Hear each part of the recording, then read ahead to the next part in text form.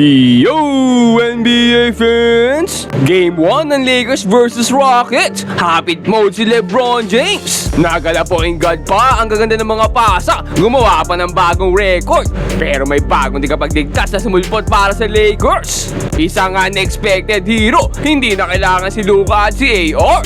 Pag-usapan natin yan, kaya wag na natin patagalin pa. Tara na, let's go!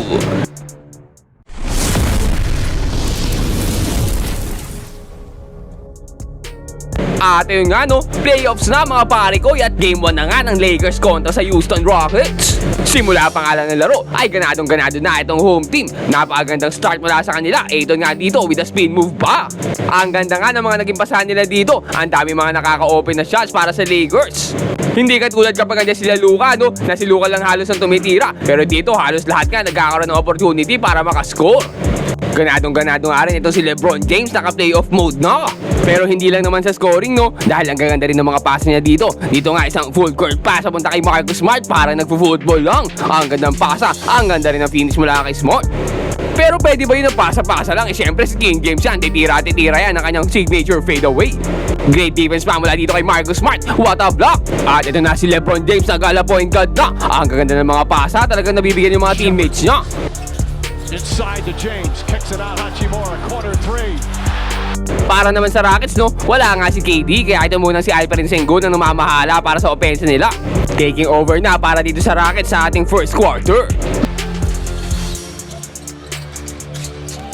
Sengun goes right at Ayton, gets inside. Wala nga rin ang superstar white boy duo ng Lakers. Kaya itong white boy duo na lang muna ni Luke Kennard at Jake LaRavia ang namahala para dito sa Lakers.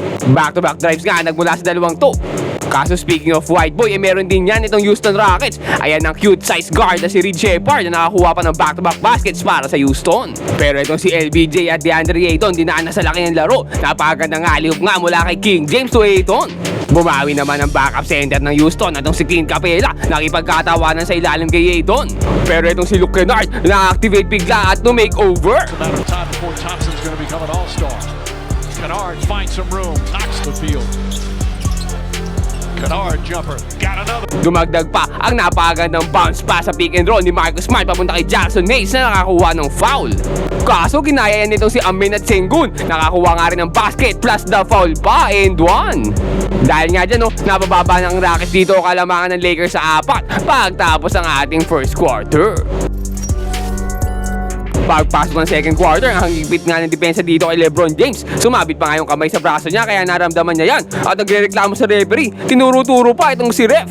Ngayon ka lang makakita ng NBA player na pwedeng duru-duruin ng referee na hindi na technical, boss. Akala mo siya may ari ng liga eh. Grabe talaga itong powers ni LeBron James. Pero sa kabila niya no, napakatinding performance din naman ang pinapakita talaga nito si LeBron. Nulukpas pa nga sa corner para kay Vanderbilt and 3-pointer na naman para sa Lakers. Pero Amen Thompson gustong bumawi para dito sa Houston Rockets. To pick you apart. Largest lead of the first half for the Lakers, and then Thompson goes to the cool down after hot starts.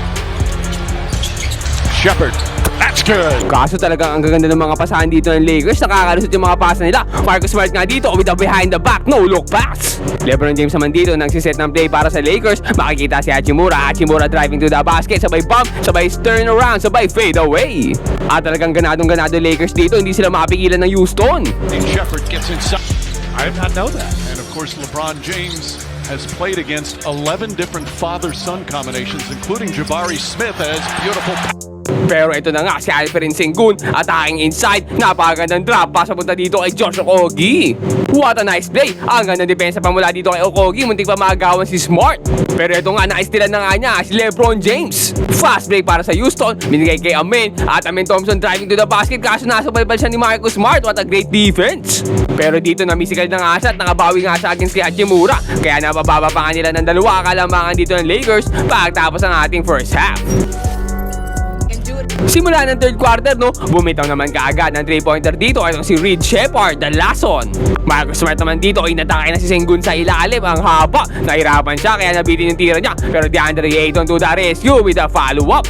Lebron naman dito ang pumaposte. Naagawan siya ni Okogie kanina, kaya babawi siya dito. At ayan, binigyan ba naman ng siko? Nadibdiban si pare ko eh. Pero grabe si Lebron, ang sikip na sa ilalim na ipasok pa rin niya yun. Samantalang ito si Okogie, no, mukhang okay lang naman kahit nasiko siya. Nakakuha pa nga ng isang napakagandang corner pass papunta kay Jabari Smith. Kaso lang Luke Kennard, nakakita rin ito si Rui Hachimura. Open na open para sa 3-pointer, nabawi agad. Nasundan pa ng inside pass mula kay Lebron. Ang gandang fake, kaso nahuli siya dito ni Sengun, what a block.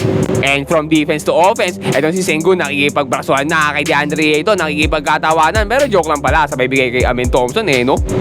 Hachimura naman dito gustong bumawi. Pero syempre sa mas maliit na guard, hindi kay Sengun ang haba niyan eh. Pero dito nagdalawang isip, binigay na nga ang bola, pinaikot. Uy, pinalipad pa si Sengun ni Luke Kennard with the 3-pointer. Lebron naman ulit dito, pumopos niya naman against kay Eason this time. At napakagandang turnaround move. At ayun, tinuro na naman yung referee. Naghahanap naman nga ng foul dito si LeBron James na hindi tinawag ng referee. Kaya pagkapasok ng tira niya, tinuro na naman yung referee. Grabe talaga to. Pero yung referee nga, no, walang palagay, no? Imbis na bigyan ng technical si LeBron, itameme yung referee sa kanya. Double team naman dito para sa Lakers. Nakakuha na steal si LeBron James. Bounce pass papunta kay Laravia. Laravia dito, nahuli ni Reed Shepard.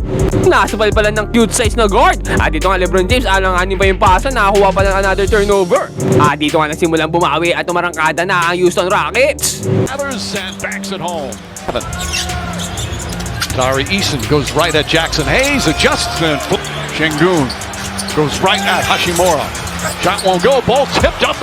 Nakakaabol na nga dito itong Houston Rockets. Pero ito na naman nga ang Los Angeles Lakers. Laravia dito, napaga ng pasa kay Marcus Smart. At grabe namang circus shot yun. Grabe effort ni Marcus Smart, hindi takot mabagsak. At speaking of bagsak, ayun, bumagsak sila pareho nung bantay niya. Ang daya kasi no, kinapitan ba naman siya sa braso? Talagang paano hindi babagsak yan? Kaso ang masama dyan no, pareho silang natawagan ng technical foul imbis na yung kalaban lang. Nahila na nga lang, minalas pa. Laravia naman dito, nahuli ni Amen Thompson, what a steal. At fast break nga, nagmamadali na si Amen Thompson, driving to the basket, kaso si Laravia bumawi. Sinupalpal yung ulo eh. Tatameme bigla, itong si Amen Thompson, no, napatilig sa kawalan. Pero babawi naman siya dito ng easy floater na lang, binasican na lang eh. Sa kabila niya no, lumaki na nga ng 9 ang kalamangan dito ng Lakers pagtapos ng ating third quarter. Huling kwarta ng ating Game 1 at itong si Reed Shepard sisimulan na naman ng kanyang 3-pointer. Sinusubukan nilang bumangon dito, kaso lang nakakuha naman agad ng back-to-back baskets dito itong Hapon na si Hachimura. Find some room. Tough change direction. Back out Hachimura. Pulls up. 2-pointer. It's good. At hindi lang yan dahil ito na ang bagong white boy na hero ng Lakers. Luke Kennard hits the 3. Yan lang naman ang number 1 3-point percentage sa NBA. Hindi na kailangan itong si Luka at si AR, pwede nang hindi bumalik. Pero kidding aside no, what a performance nga para sa game na to dito kay Luke Kennard. Kaso lang nakabawi naman agad ng 3-pointer dito ay si Tari Eason ng Rockets. Pero sabi ni LeBron James, ako na bahala.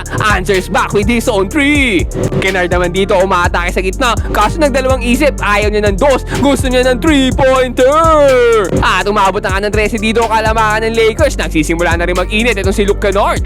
Nakabawi naman ng back-to-back baskets dito ang superstar na si Sengun. Sengun fakes and throws it down. Kaso lang ito si Kennard talagang nagbabaga ang kamay. Naku po, wala man lang kabantay-bantay. Ilista mo na. Wala silang maisagot dito kay Kennard. Hindi nila mapigilan itong si KD na patahimik na nga sa bench. Nalungkot bigla si tropa ko eh. Isa naman dito, babawi na naman ng another 3-pointer para sa Rockets. Kaso talagang nagpapaulan na dito ang Lakers. Marcus Smart with a sidestep 3-pointer pa.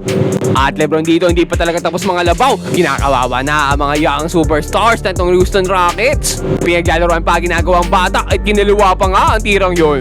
Ang gandang depensa pa mula dito kay Rui Hachimura with a block. Kasi itong si Tari Eason medyo bumabawi para sa Houston. At ito na nga ang Rockets, umaatake na. Ayaw pa magsisuko. Nakakuha pa ng foul pero LeBron James hindi pa tapos dito. Nangangalabaw sa ilalim. Kahit dalawa pa kayo, titirahan ko kayo ng sabay.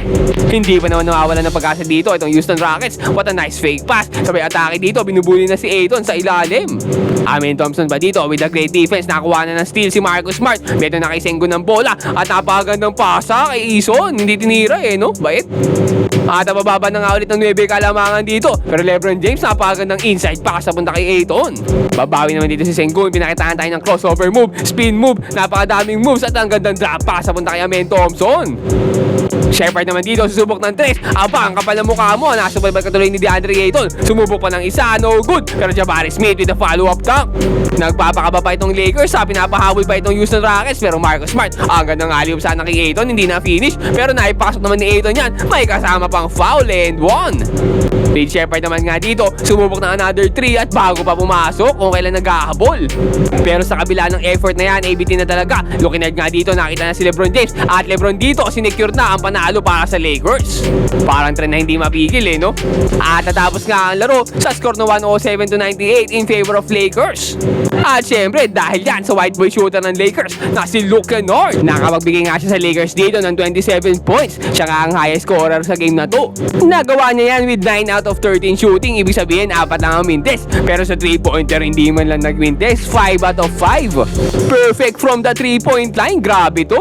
Pero syempre, great performance din naman mula dito kay LBJ na nakakuha ng 19 points, 8 rebounds, and 13 assists. Nakagawa pa nga siya ng bagong record dahil nakakuha siya ng 8 assists sa first quarter pa lang na never been before niya nagawa. Dahil nga dyan nakakuha ng Lakers ang game 1 para sa series na to. Medyo sinuwerte din no, dahil wala si KD. Pero kayo, ano sa tingin nyo? Tingin nyo ba ay kakayanin ng Lakers kahit andyan na si Kevin Durant? Comment down below and mag-subscribe na rin sa ating channel para lagi kang updated sa ating mga latest NBA happenings. Yun lang for today. Peace out and God bless.